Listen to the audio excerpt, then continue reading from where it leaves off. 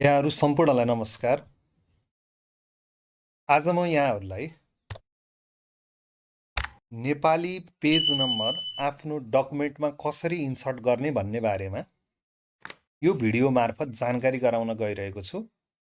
र यसको लागि MS वर्डको कुनै एउटा फाइल ओपन गर्नुहोस्।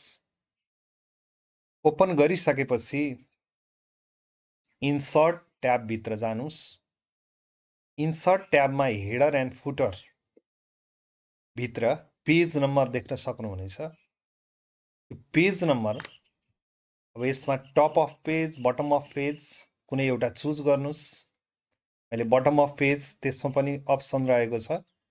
यसमा चुज गरिसकेपछि यसमा पेज नम्बर इन्सर्ट भइसकेको छ।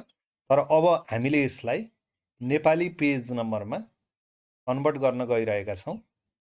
र यो 1 यसमा सेलेक्ट गर्नुहोस्। सेलेक्ट गरिसकेपछि एउटा यो फन्ट यो अप्सनमा जानुहोस्। अप्सनमा गइसकेपछि फन्टासी हिमाली, यदि तपाईहरूको ल्यापटपमा फन्टासी हिमाली भन्ने फन्ट डाउनलोड भएको छैन भने यसलाई सजिलैले डाउनलोड गरेर राख्नुहोस्।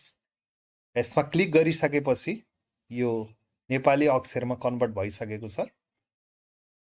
अब इन्टर क्लिक गरिसकेपछि क्लोज हेडर एन्ड फुटर, र अब देख्न सक्नुहुनेछ हाम्रो सबै पेजहरुमा नेपाली अक्षरमा पेज नम्बर आइसकेको छ।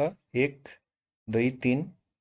यसरी सजिलै हामीले नेपाली अक्षरमा टाइप गरेका डकुमेन्टहरुमा पेज नम्बर सजिलै राख्न सक्ने रहेछौं।